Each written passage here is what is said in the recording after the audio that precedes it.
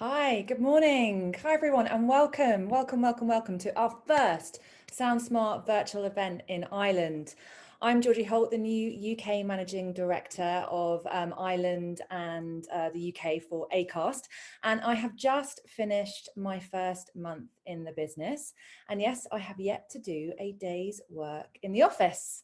It still makes me do a bit of a mental double take when I think that I've started this brilliant new role from my sofa and in loungewear. However, it was a really easy decision to join Acast, and that was because it works with some of the best names in podcasting worldwide, from the likes of My Dad Wrote a Porno, Shag Married Annoyed, The High-Low, and the very best in Irish podcasting. From the two Johnnies, It Girls, David McWilliams, Owning It with Caroline Foran, and of course, Blind Boy. Acast is also home to shows from the BBC, the Financial Times, The Economist, The Guardian, and many more publishers. We are the global home of podcasting.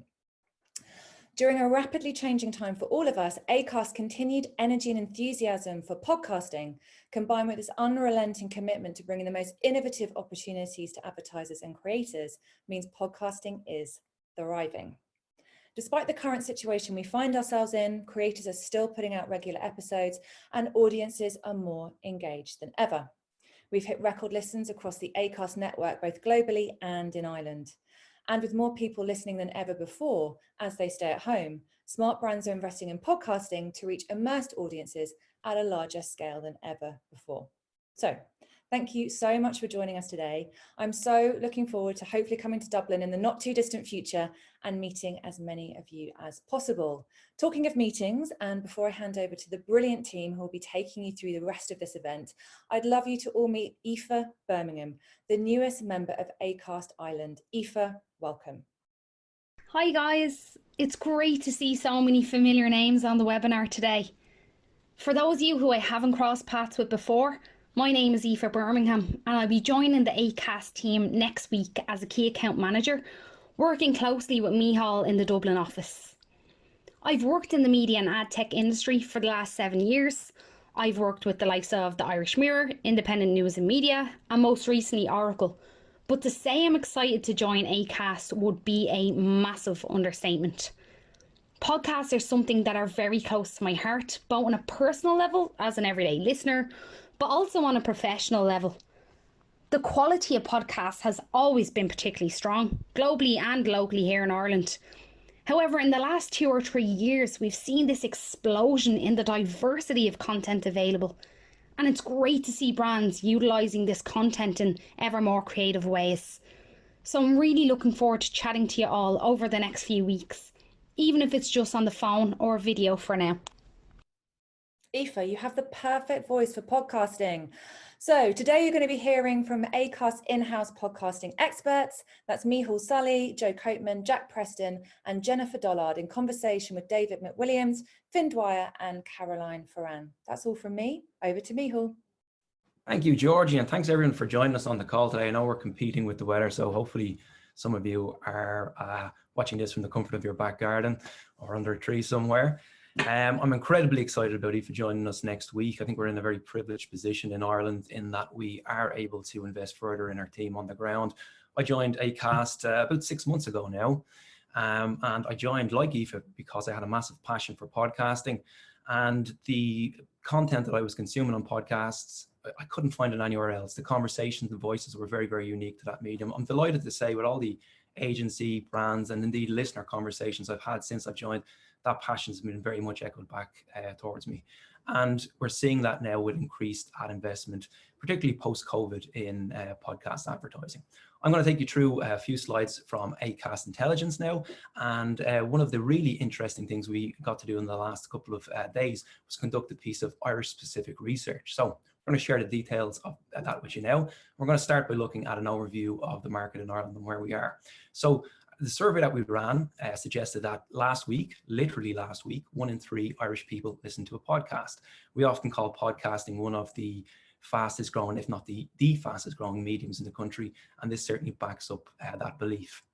1/3 of the respondents of the survey who listen to podcasts also told us that they listen to more and more podcasts. So once they're on board, more consumption is happening. This is a post-COVID response as well. So since the lockdown, their consumption has changed and the behavior has changed, that they're listening to more and more. Now, all of this additional consumption, is it a good thing for a person? Well, we wanted to find that out. And one of the questions we asked was, do you consider time well spent when you're looking at any of these media? We looked at newspapers, radio, social media, TV, and of course, podcasts. And I'm delighted to say that resounding results were that the number one most time well spent was for podcasts. So no better way to spend an hour when you're in lockdown than listening to a podcast. The only thing that's better than that maybe is listening to people talking about podcasts for the next hour. Let's have a little look at the audience that we found from this survey as well. So as you can see, an even enough gender split, which reflects the diverse and depth of content that we have available through podcasting.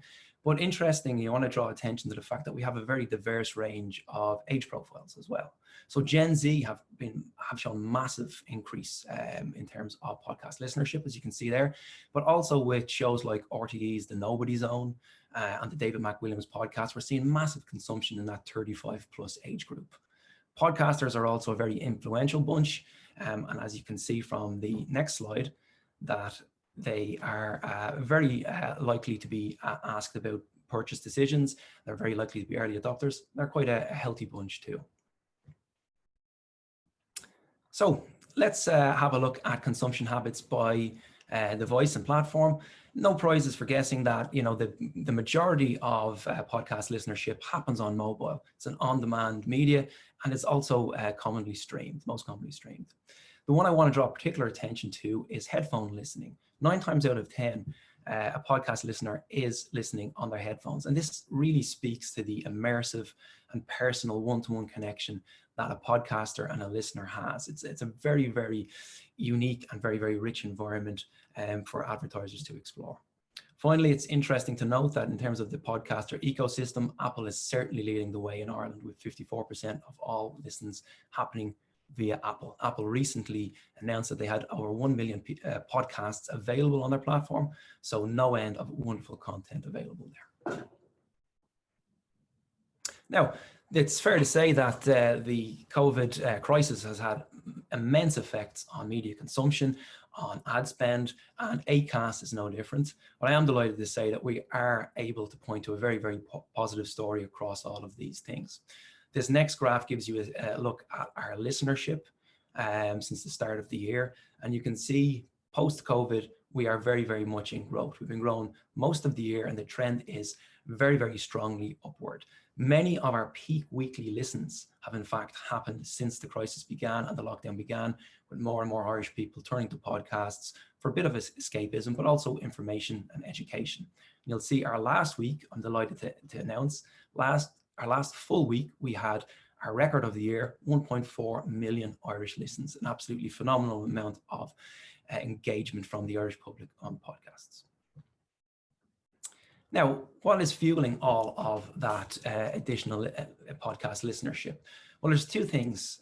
First of all, our content producers have been in the position to book the trend in terms of challenges to media production. Many of them already have studios at home, and those that didn't have certainly made the effort to set up at home. And the week commencing March 30th, we had 3,393 episodes released from our podcasters. That's a new record, an absolutely insane amount of content to be delivered and listened to. Now, was there a demand for all this additional content? Absolutely. This is Irish search data for the term podcast all the way back to 2004. And as you can see, in April 2020, the search volume for the term podcast was higher than any month previous to that. So it's not just listenership and volume of listenership that is changing. There are also changes to the consumption habits and the ways people are listening to podcasts. So this is the normal daily graph of podcast listenership with that morning commute spike there and a bit of a spike for the evening commute as well. Now, what we've seen is a much more continuous throughout the day consumption of podcasts once we moved into lockdown. As you can see from previous slides when we discussed the overall listenership is up. It's just different. So Ireland's love for podcast and podcast listening has increased It's just at a different time of day and with a slightly different pattern. Which contents areas are thriving with lockdown? This is comparing the first week of lockdown to the first full week in May. And for the most part across the board, we are up. News and politics was slightly down, but I don't think we'll see many weeks beyond the 16th of March where people will be as engaged with news and politics again. It was huge then. Interestingly, we're seeing sport back on the rise with the German league kicking off. And as people look for a bit of escapism with TV and film and comedy, that is absolutely in growth still. Education, interestingly, is growing at a phenomenal rate as well as people seek to do online courses and make use of their additional time at home. Finally, I just want to draw attention to the distribution of ad spend by vertical from the UK and Ireland. So fear of going out, of course, is the new FOMO, and of course, staying in is the new going out. We don't really have an option. So no surprises that the biggest verticals we're seeing in the UK, and indeed this is replicated in Ireland, is entertainment and food and drink, as people sit in and enjoy a night in front of the box and doing a variety of other things. The tech and government spend is also quite significant as people get set up from work from home and support our HSE and a variety of other public service announcements. Now, you might be asking how you can take advantage of that opportunity. I'm going to pass you over to our Senior Vice President of Sales right now, Joe Copeman, and he's going to talk you through Acast Marketplace. Thank you, Michal. Great stuff. Okay, so that's all well and good. We'd like to talk a little bit about how advertisers are getting involved with this and what Acast Marketplace is. So if we actually look at what Acast is and our scale, we're very proud that we are the largest podcast company now in the world. We have 215 million listens monthly and over 10,000 shows. We're active in 14 markets, and we're really proud that Michal is now steering the Irish ship along with Aoife joining next week as well. But it hasn't always been this way. When I was lucky enough to start Acast UK in a very small room in London 5.5 years ago, podcast advertising was not a thing. Advertisers didn't quite know what the opportunity was. And it was I dare say a stressful 6 weeks before we got our first advertiser on board, who was Eurosport with a €5,000 booking. But since then, things have changed hugely, and every category is now spending in podcast advertising, with a huge amount of blue chip advertisers, all very much keen to invest their marketing budget into podcasts. So with that in mind, the IAB have estimated that by the end of next year, there'll be a 1 billion investment into podcast advertising. In the UK, we've seen revenue double each of the last 5 years as well. And we're starting to see exactly this trend in Ireland as well. So I thought I would take 5 minutes here to take you through 5 reasons why advertisers are so encouraged and wanting to invest in podcast advertising. The first being content. We are lucky enough to have exclusive access to some of the most amazing publishers globally. These include the likes of the FT, The Economist, The Guardian, the BBC. I mean, it's amazing that we can actually monetize the BBC in Ireland. I wish we could do that in the UK. Sadly, we can't. But there's a huge amount of Irish listens for BBC content. And then, of course, we have the influencers. And these guys are fantastic, from all kind of walks of life, TV presenters, chefs, comedians. And here's one of my very favourites, Blind Boy, to talk to you now. Hello, lads. This is Blind Boy. To remind you that I have a very popular podcast that has loads of regular listeners every single week all around the world. And, you know, just sit with that, see what you can do with that information. Just sit with it, yeah? Your classic Acast sales pitch there from Blind Boy. So we have, as I say, over 10,000 podcasts from all different shapes and sizes, all different backgrounds. And this ultimately means there is a podcast for not just every listener, but for every advertiser as well.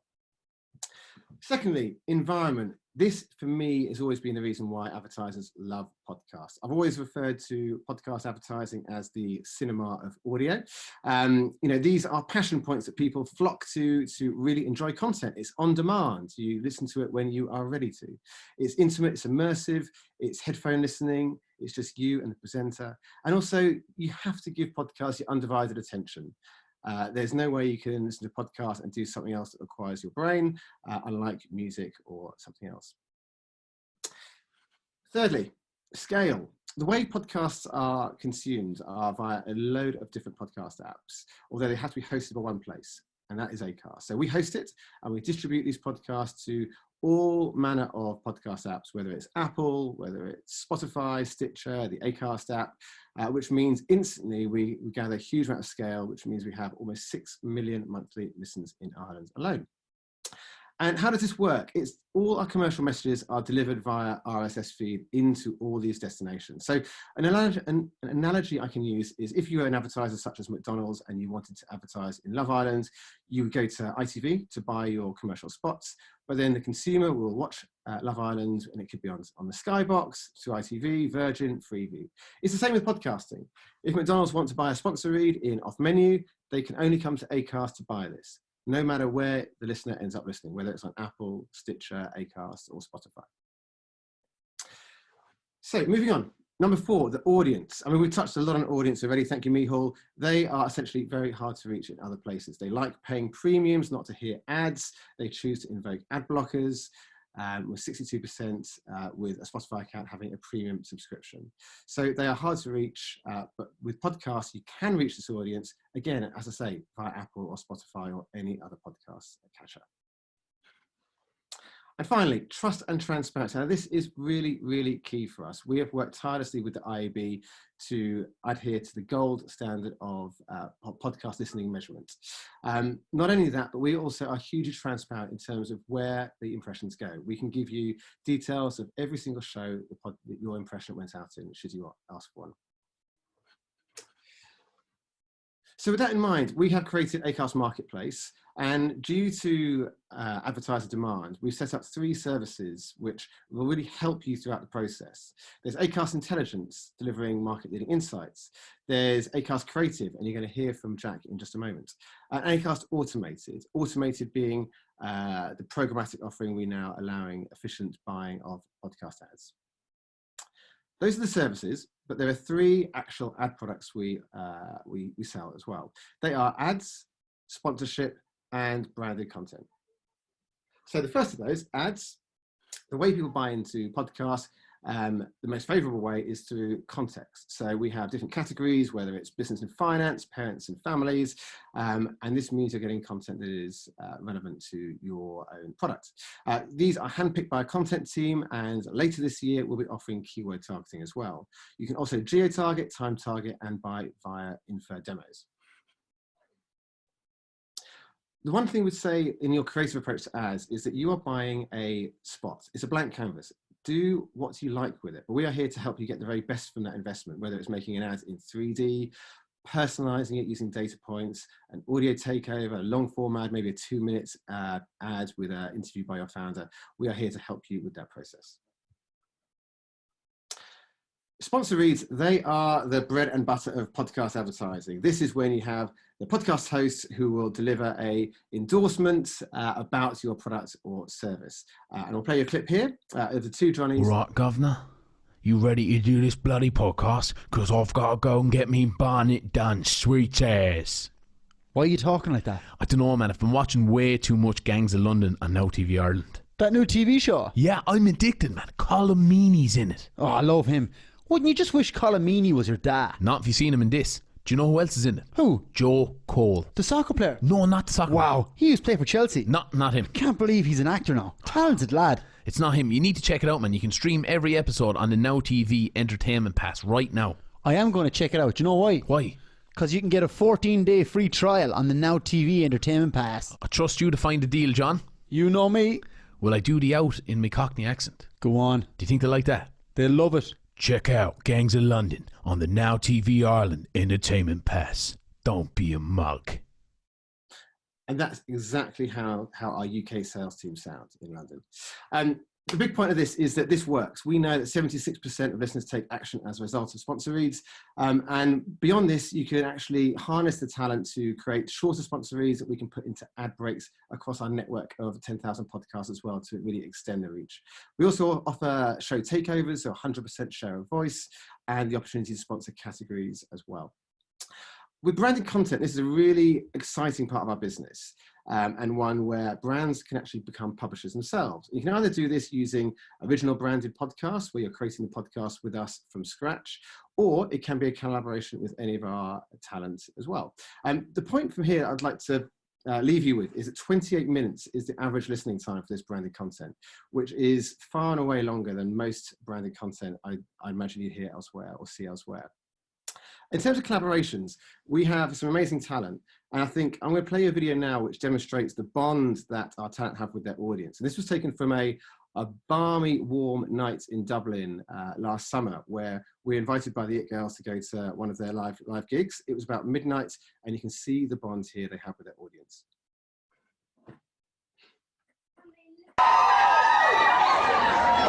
Hey girl.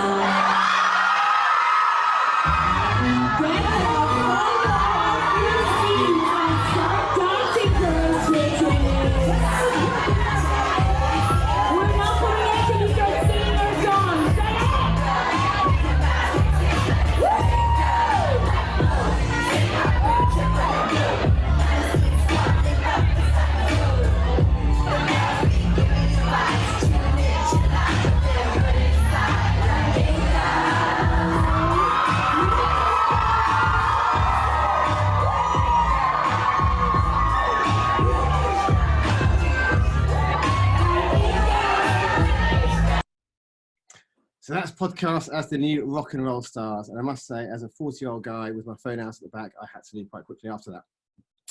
Anyway, so that kind of is what Acast Marketplace is. In summary, the products, ads, sponsorship, branded content. Acast Creative is our creative team to deliver brilliant brand stories, no matter which your choice of ad product. And with that, I've got my good friend and colleague, Jack Preston, to talk you through Acast Creative. Jack. Thank you very much, Joe. So yeah, as Joe said, I head up our creative team in the UK and Ireland. At the top of the presentation, we saw some really great insights from Michal into the impact of the coronavirus on listener habits and listening numbers. What I would like to do now is shift the focus slightly and take a look at the content and the creative. So how have our podcasters and our advertisers been reacting to these unique sets of circumstances? Let's begin with the content. So we all know that podcasting as a medium hasn't been as affected as many others, and that's the agile nature of audio production. That's always going to be the case. But podcasting is the home of spoken word. It's fueled by great conversations that tend to happen either face-to-face or out on location. So there's clearly been the need for some sort of change to take place. So what we're going to do now is look at 3 content trends which are really driving the adaptability of our podcast in the space. First of these is new formats. So getting guests into episodes is clearly a little more challenging during a global lockdown. So many of our podcasters have just slightly tweaked the format of their shows and how they weave in the guests. A really great example of this is Jay Rayner. Many of you will know his podcast as Out for Lunch with Jay Rayner. It's just returned for a new series as In for Lunch. So Jay will still be sharing a meal, a great conversation with a different celebrity guest each week, but they'll just be doing so from the comfort of their own homes via Zoom. And thanks to advanced recording techniques, it still sounds like great quality. So I'd say the formats, they're being tweaked slightly, but we've got some really great creative outcomes as a result. Next up, live streaming. So many of us might have seen a live stream podcast before. It's not exactly a new thing, but I'd say they finally feel really relevant and they're finding their feet in the current situation. The appeal for many people with podcasting is that it's on-the-go content. You can consume it wherever you are, whatever you're doing. The wherever for many people over the last 2 months has been the comfort of their own homes. So we're seeing many podcasts, such as Off Menu, who did a great lockdown live stream with Richard Herring the other week, go live for the first time, pull in really big numbers when doing so. And it's going to be fascinating to see if that trend continues when we get back to some sense of normality. And thirdly, communities. So many podcasts will have communities that surround them, listeners that have organically been drawn to the show over a period of time. They might listen to it, they might follow the host on social, they talk about it with friends. You might have even been to see it live. But the way these communities have evolved has been really interesting. We've seen book clubs, cookery clubs, and in the case of films to be buried with, then isolation film clubs spring up. So each week, Brett Goldstein and his listeners will watch a film together over the course of Monday to Friday. They'll talk about it on social, and then it'll be reflected in that week's episode. So loads of interesting ways in which the communities around the big shows are evolving. And also, I'd say the strength of the bonds between the listener and host is definitely growing. And moving on, we've got a really nice example of this. So Blind Boy, as we saw just now, he's not being beaten by the lockdown. He's still putting out amazing content, whatever he's doing. And something else he's done really well here is engage with the listeners. So Blind Boy as a podcast has always done this well. He's always brought them into the content creation process. But I'd say so now more than ever, he's doing it to great effect. So one thing that many podcasters are having to do is decide, do I offer the listeners some escapism or some advice-led content? And as you can see here, Blind Boy put a post out on Twitter asking people what do they want to hear. Helpfully, they came back and said, we want both. So that indeed, that's what he provided them with. And he's received lots of plaudits for doing so, not just for continuing to put out amazing content, but the fact that he's been comfortable enough to have this conversation in a public forum and bring the listeners into the content creation process. So that's something that's great to see. And so many podcasters are doing that at the moment. So that's the content. We've seen some changes. Now, in terms of creative, what does this mean for advertisers? I'd say the headline here is one of constants, because many of the things that we knew about podcast advertising at the start of the year are still very much the case now. So if we look at the 3 buying routes which Joe flagged up just now, we can see that ads, we still have a 24-hour turnaround time for the creation of ads. So the production quality, the timelines remain in place. The same for sponsor reads.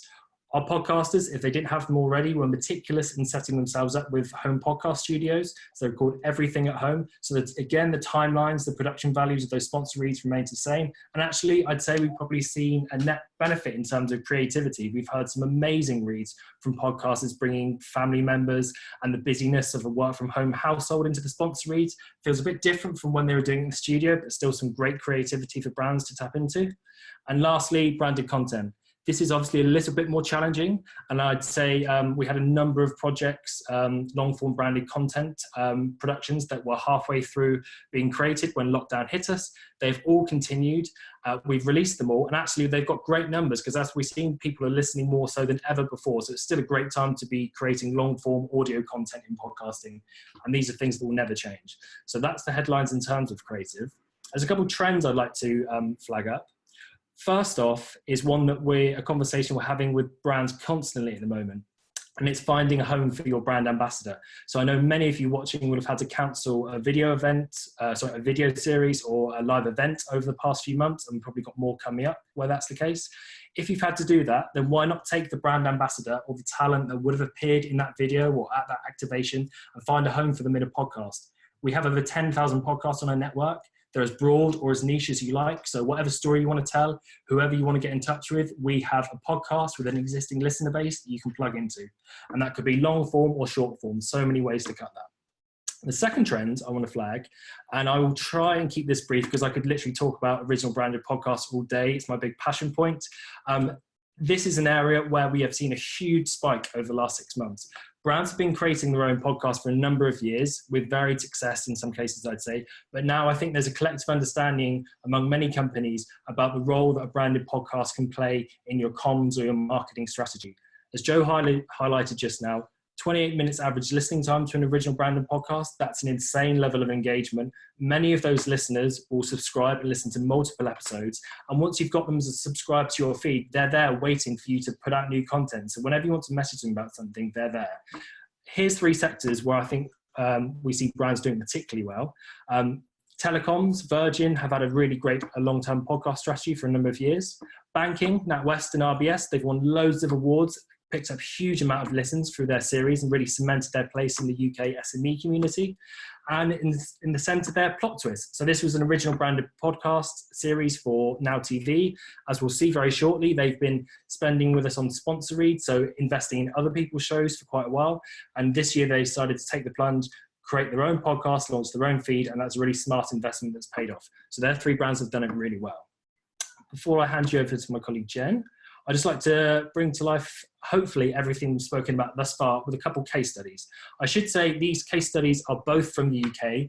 We've been active longer in the UK, and the podcast advertising market is a little more mature there. But I know if we would be doing this in a couple of months' time, we'd have loads of amazing local market creative case studies, because Mihal's working on some amazing campaigns. So first up is our friends again from Now TV. So what Now TV wanted to do last year is they came to us and they said they had a smart stick, and through that smart stick you could watch the new series of Sex Education. So we thought Sex Education, My Dad Wrote a Porno, I'm sure many of you know that, one of the world's biggest comedy podcasts. There's a lot of crossover in terms of the content. So what we did is create this really unique media first campaign where we took over the whole show. Now TV bought out all 3 sponsor read slots, pre, mid and post. We got the guys from My Dad Wrote a Porno to put a call out to their listeners on social, letting them know we're celebrating the new series of Sex Education. Give us your sex and relationship conundrums. We will answer them. They then got Rocky, the guy who wrote the books, which the podcast is based on, to write some weird and wonderful advice for their listeners. This was read out in the post roll in a 5-minute branded content segment. And that was teased in the pre and mid-roll slots. So something completely different. You can see it was all supported on social as well, which drove further listens. And this is really innovating within the confines of the sponsor read slot. So that's entertainment, a big sector for us at the moment. And the last case study I wanted to bring to your attention is one from Waitrose. So Waitrose, one of the biggest supermarkets in the UK, they had a really lovely branded content campaign with table manners. So what Waitrose did is they sponsored 2 episodes, and that was really important. So they sponsored the show and they created the branded content. So in the episodes themselves, Jesse and Lenny, each week they have a different guest over for dinner. So Waitrose supplied all the food and drink. And then they also sponsored the show. So in the bulk of the episode, the guests and the host could talk about the products in their own unique way, no prompts, no scripts. It's all very natural and organic. And in the sponsor read slots, we're able to have some more commercial, some more timely messaging that wouldn't have felt appropriate in the bulk of the content. As you can see, this was all supported on social, where we had a visual aspect. So again, a really nice, well-rounded campaign. And there's so many types of brands this would work for with this template. So if you're working with a beauty client, fashion, FMCG, so many ways we could organically and transparently weave in products to our content. So that's enough from me. I now think it's time to hear from some people doing this day in, day out, some real life podcasters at the top of the game. So in order to introduce the panel, I will hand you over to our content development manager, Jennifer. Cheers, Jack. Morning, everyone. As Jack said, I am the Ireland Content Development Manager here at Acast. So it's my job to, sign and grow all our wonderful Irish podcasts. Now, as Jack said, we wanted to chat a little bit to our podcasters about what it's like to keep releasing in the middle of a pandemic. But we all know a little bit too well that Irish Wi-Fi can't always be the best. So I actually caught up with them yesterday. So don't be alarmed when my talk suddenly changes now in a second.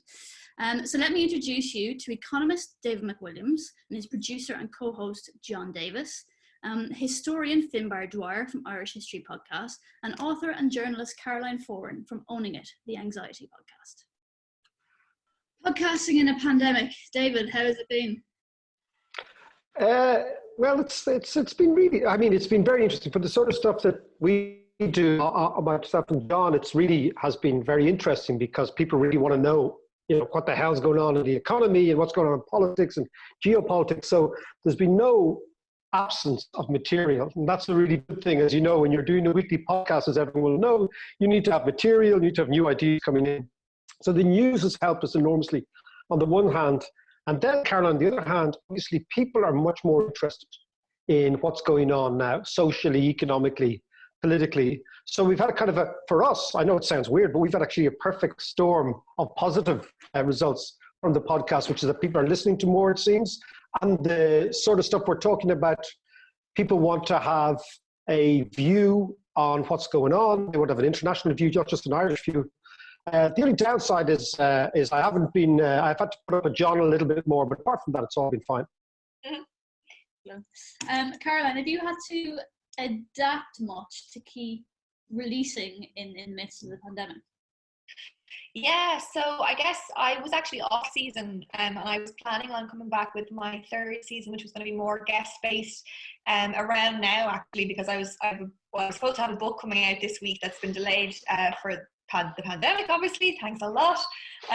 So I had to kind of rethink, okay, what am I going to do here? And actually, There started to be an awful lot of people, because the nature of the podcast is for coping with anxiety. A lot of people started obviously to feel a lot of anxiety, and maybe they had never felt it before, and it was quite unusual for them, and they didn't really know what to do. So I realized that I needed to kind of provide a resource there for people that was a little more relevant and time sensitive to what we're going through now. So I decided to just hold my bigger kind of season with my guests, which I prefer to do in person, but that probably won't happen, and just to focus on a series of solo episodes, mostly just me talking through different coping skills. And I was kind of worried about the like adapting to the technology of having to like rely on recording over Zoom and the quality being good enough, because I'm so used to doing them in person, whether it's in studio or with my little handy microphone. But I think the technology is, it's forgiving enough, and I think people are also forgiving enough to know that we're maybe in person right now. So for me, I've adapted quite well to it, I think, and I don't think the podcast is suffering because of it. I think it's probably thriving a little bit. Believe it or not, we actually had a big podcasting birthday last month. Finn, you've been podcasting for 10 years as of April, right? Oh, yeah. Birthday! Yeah. Oh, that's brilliant. No, I was supposed to have a party and all the rest of us in when was it? I think it was the weekend, Easter weekend, but obviously all that had to be put by the wayside. So maybe it'll be the 15th birthday I'll actually get to have a party for it. Oh, 10 years. Yeah. How do you think what changes have you seen in podcasting over the 10 years? Because you really would have been one of the first, right? Yeah, so when I started podcasting, certainly in Ireland, there would have been very few podcasts, and actually the amount of people who knew what a podcast was relatively limited. And then I guess there was, actually, to be honest, one of the first conversations you'd have with someone was you'd explain what a podcast was, and then you'd explain to them what you were doing. It's always very kind of soul destroying, because they're probably not going to get past the first question. But I think it's been in the last 5-6 years where there's been a couple of major changes. Like I think Serial, people talk about that series from the crew who make This American Life, but that had a huge impact, because I think what is often very important is a gateway. So people need something to make them go and listen to podcasts. Then once they listen to one, they'll move on. And then in Ireland, Blind Boy starting podcasting also had a huge impact, because that again drew in large numbers of people. I think it's really healthy, actually. I think in the last couple of years, you've had a huge number of people get into podcasting, and I think that has increased the way people or the way creators have had to engage with it. This, I guess, the last thing I'd say is that I've definitely seen it go from something that was largely a hobby to being an industry. And I think that's really changed the way people engage with things like advertising, breaks, monetization. Definitely when I started out, people were actually quite almost hostile to the idea that you'd ask people to contribute to the costs of it. And it's like, well, someone has to pay for it, and I can't pay for it all. Whereas these days, I think that people not only accept it, but can be quite willing to engage with various different ways it can be monetized, be it contributing through Patreon or advertising. I think most people, I've noticed the amount of criticism of that element of it has almost disappeared. David and John, you both have a background in radio and in broadcasting. Do you see, what are the main differences to your audiences that you get on radio versus ones you get on podcasting, and how maybe they interact with you or you interact with them? Well, I think that podcasting allows people, because it's more niche, and the topics, podcasting first of all allows you to get into a topic a bit more and explore it a bit more. And as Caroline said earlier on, you're not kind of beholden to the broadcast clock, which, you have to take your ad breaks and you're using the top of the hour and stuff. So podcasting, first of all, allows you a lot more freedom. And people are looking for more stuff rather than the very generic radio programming that you find. So we found that our listeners love coming to us because they want to be engaged. They want to kind of think a little bit more and have that time to, whether it's 45 minutes, an hour, to really get into a topic. That's the main thing, I think. As Finn was saying earlier on as well, the very fact that podcasting has really taken off in the last 10 years. partly as well because of mobile technology. So we can go for their walk and time their walk to the length of a podcast.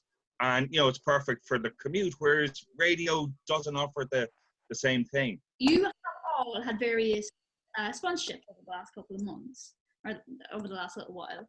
And you all, it's so lovely to hear how you all do them in your own particular way. David, are you drinking gin and tonic there? I'm drinking a very large gin and tonic, and it's only 1 o'clock. It's particularly fine, though. It's one of those, you know, those new gunpowder gins that are particularly alcoholic. No, I'm drinking water. Don't worry. Actually, David, I was going to ask you. You did an RTV sponsorship lately. I think it's running now. You had a really interesting story about the origins of the word hooligan. What was that? Yeah, well, it was funny because. It's great for these little gems, I have to say. Yeah, it's called a totally delinquent youth, and now I have a delinquent midlife, which is fine. No, I was John said to me, "Look, we're doing this ad for Now TV." I said, "Grant." I said, "What's it about?" And he said, "It's the products they want to push this week is the Gangs of London," which I hadn't seen, but I was aware that. I spent 10 years living in London, and I was always intrigued how English people couldn't pronounce Irish names. It really intrigued me, like Gallagher. You remember, because I was there when Oasis came into fruition, let's say 96, 94, 95, whatever it was. And they're all like, Noel Gallagher. And I always was intrigued by this, or Doherty, or Carragher, the footballer, Jamie Carragher. Why do they put these unwanted G's when they don't belong in Irish surnames? And this was something that, you know, these things that really annoy you. Actually, they shouldn't, but they get under your skin. But it was very, so the etymology of words is something that's always interested me. Where do words come from and why? And of course, one of the only Irish words in the English language is hooligan. And hooligan, obviously, to describe somebody who's a hooligan. But it comes from the gangs of London. So it comes from an original Victorian gang, which were based around an Irish family. We forget that the East End of London was almost exclusively Irish and Jewish around 1880, 1870. So the big gangs there, a lot of them were Irish gangs. And then the Italians came in and there was all sorts of stuff. But one of the nastier families was an outfit called the Hooligans. You might even know a nasty hooligan family. I actually do know one myself, but they're not the same people. They were people who used to terrorize John and I when we were kids. But it's like, oh, jeez, it's the hooligans, hide your chopper sort of idea. But they were called hooligans because the English put the G in. And when John told me we were doing this thing about the East End of London, hooligans, that's what interests me. The ad, it's funny, what I said to John was, and this is the tricky thing about ads, I think, for all of us, is how do you make an ad sound natural? Because we've done ads before. I don't know if you've done ads before. I've done ads before where you have a script and you shoot again and you screw up and you don't get it right. So I think one of the tricks for us, all of us here on this call, is how do we do ads naturally? Caroline, how do you go about recording your sponsorship? It's been actually just such a pleasure, and I've mostly done sponsorships with brands in the UK, and I really notice a complete trust there with them to say, look, we trust you, we want your audience, we like your content, we know that you know best about how people will respond and how to make it engaging. And I've never, I'm sure it's the same for everyone here, I've never had like a sponsorship read come back with any edits or anything, and that has just been really, I guess, confidence boosting, that you know how to communicate with your audience better than anybody, and you know how to make it seamless. And so it's been really straightforward. I mean, the briefs are always so clear and thorough, and it's like, look, these are our key messages, but we want you to do whatever you want to do. And then for me, it's just a way of like making it relevant, and usually, it's something to do with, for me, it'll be like self-care related, or sometimes it can be a little bit funny as well. And I think people appreciate that, and you don't have to try and hide it as an ad. You can, I think the nature of my podcast and the nature of podcasting in general is we're a lot more forgiving and we're a lot more embracing of vulnerability. And I think that's, it allows for better, conversation, better connection, and more engaging content from brands as well. So my hope is just that I think coming from the Irish side of it here, like, the guys talking about broadcasting more traditional, we're so used to having brands kind of pour over every single word, especially because we have such a big influencer market here. And, you know, anytime I do anything like that, you know, the captions have to be completely approved letter for letter. And I understand that. And I understand that the leap to podcasting means you're letting go of a lot of control. But for me, it's so much better. It's so much more effective. And I just hope that Irish brands kind of get to that point where they realize, first of all, I mean, the rates of retention are nothing to be sniffed at. The audiences are there. They don't mind the advertising coming at them if it's relevant to them and to the podcast, and they're not paying for the podcast. So they, you know, I think they're quite forgiving of advertising, as long as you're not shoving something down their throat in a way that doesn't sound authentic or like you would actually say it. So I would never, as much as it's nice when a sponsor comes along, because of course we want to make money from it, I just think we all have the integrity to know we would never say yes to something that didn't fit well. If you could give brands one tip on how to work with you and your podcast, what would it be? Just, trust the audience, trust the person who's creating it, and trust that I want this ad to be as good as possible for you as a brand. I want you to come back to me. I want you to find it effective. I want it to be good for my audience, and I want it to be good for me. So we all, like, everyone has the same goals. So there's no need to worry too much. Like, I think a podcaster isn't going to go and, you know, shit all over your ad. Like, it's really important for us that we get it right. So I think just, you know, go easy on the brief. Make sure you have your key messages, make sure that's really clear, and give the podcaster a chance to come back to you and show you what we can do. Because when we have that freedom, that flexibility, God knows what we can create that'll be far more engaging than the usual ad you're used to hearing. I'll put that on your slide. Caroline Foran won't shit all over your ad. Finn, how about you? How do you go about recording your reads? Yeah, I think like what David and Caroline have said, I think is the essence of it. And I think it's very important that the ad is organic and it fits. But like, say, from my perspective, there's people who've been listening to my show for 5 to 10 years, and I know those people. Like, a lot of them would support me on Patreon as well. And if I think from the advertiser's perspective, allowing me to come up with the specifics is going to be important, because no matter how much I try, I think it always comes through. If I was given something, like, I have turns of phrases that I say, and people who've listened to 150 podcasts know what my turn of phrase is. And if I'm using someone else's turn of phrase, or just like very bland, generic language, it's not going to resonate as much. I think it's the best sponsorship and ads actually can add to the content and add to the podcast. Right, before we go, can you give us all a sneak peek of what we've got to look forward to in your podcasts? David? For us, I mean, the big thing is that we are commenting every week on these massive events, like events that I would never have predicted, never have forecast, you know, that the Fed Reserve in America is actually printing $1 trillion a week. Now, if you want to get a sense of how much that is, that's 1 with 12 zeros after it, okay? It's doing that every week, okay? And just to give you a sense of that, if you were to spend $1 million a day, just to give you an idea of how big $1 trillion is and how weird the world is, if you were to spend $1 million a day, it would take you 2,746 years to spend $1 trillion, right? Yes, okay, so think about that's mad. $1 million a day, like imagine the laugh we could have spending $1 million a day, right? Okay, imagine the crack, right? You could do that for every single day of every single year, all the way back to 740 odd BC. Okay, so when as somebody who's worked as an economist for years is faced with these outrageous sort of changes of the status quo, it means that we're given, thankfully, from the world around us, outrageous topics to cover every week. And then, of course, people really want to know, like Caroline says, what does that mean? You know, $1 million a day for 2,700 odd years. What does it mean for me? So hopefully just the great world will continue to spin, and every now and then it'll throw us off little things that we'll have to explain every week. So that's our pipeline.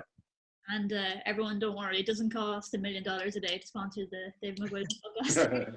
Oh, it does. It does. But we can do a Tony Keeley ad for you. You know, we could do a Walkinstown roundabout ad for you. We could do, you know, keep it local. Caroline, what have we got to look forward to on Owning It, the Anxiety podcast? So I'm going to wrap up with my season 3, which is very much the coping with what we're dealing with right now soon. And then I'm going to come back with season 4, which will be a lot more guests. And I'm noticing now, like, it definitely gets easier to get more international guests when you've become more established. And I'm about to, I don't know if this is good, but I'm about to, you know, get close to 1.5 million downloads from starting last year. Great, that's fantastic. Thank you. And I would have thought, I still would think that anxiety as a podcast is quite niche, because people just turn to it when they're really, you know, struggling. And so I also kind of felt, I guess, a bit of pressure in the beginning to have a lot of like celebrity voices and stuff on. But now I'm realizing that people who are really struggling with anxiety, they don't really need to hear from super well-known faces. They want to hear from people who can just tell them the goods and like experts. So I try to balance it. So for season 4, I'm so excited about some of these guests, but I'm sure people will never have heard of them. So I've Dr. Kelly McGonigal and Dr. Kristen Neff, who are American TED talkers, and they've done incredible research, and they're incredible authors, and into, for example, psychology of compassion and how we all tend towards self-criticism. And in Ireland anyway, we tend to think that self-criticism is more self-motivating and actually produces more cortisol. So for me, it's fascinating to realize all these tools and things and ways of thinking that can really help bring down our day-to-day anxiety. And then I'm balancing that then with some more guests. Like I have Angela Stanlin talking about her experience of anxiety, and Deliciously Ella, I know that's not her first name, Ella Mills, I think is her second name, but it does help for people to hear people who they follow and who they admire to say, oh, do you know what, they feel it too, or even though their lives look like perfect show reels on Instagram, you know, they have their anxieties as well. And exploring different kinds of anxieties, like it's different for everyone. Like someone might have more OCD, which is never something I've experienced, and someone might have a fear of like traveling, that kind of thing. So I keep thinking I'm going to run out of ideas, and then there's more and more just keeps presenting itself to me, especially if it's topical. Like right now I've just got a whole other 12 parts of content because of what we're going through. Not that I wish we could not have gone through this, but it is helpful for keeping the podcast going. What about you, Finn? What have you got coming up on Irish History Podcast? I have 2 series. So the first one, I'm just about to finish one on the Spanish Civil War. And then at the end of the summer, I've got a pretty different series coming up on kind of an investigation into a murder that took place in Ireland 2,500 years ago. I've got a lot of people, from the people who found the remains of this body to a series of experts who investigated that murder, trying to piece together what happened to this person. So if you think about something like any true crime series, but it's going to talk about a murder that happened over two. How do you know it was a murder? You'll have to listen to the show, but there's okay, yeah, Come up, sorry, we've got somebody who wants to say hello. Come on up, Sash. Come up. Oh, look at that. Hey, Sash. Just thinking, okay, you've had enough of your chatting. Time for me time now. Yeah, that. All right, Dolph. Oh. Just still all of you in that 2 seconds there, I'm afraid. Okay. Listen, guys, thank you so much for joining us. It was really Thanks, Jennifer. Thanks very much, Jennifer. Thank you so much. Take care. See ya. Bye. See ya. Look.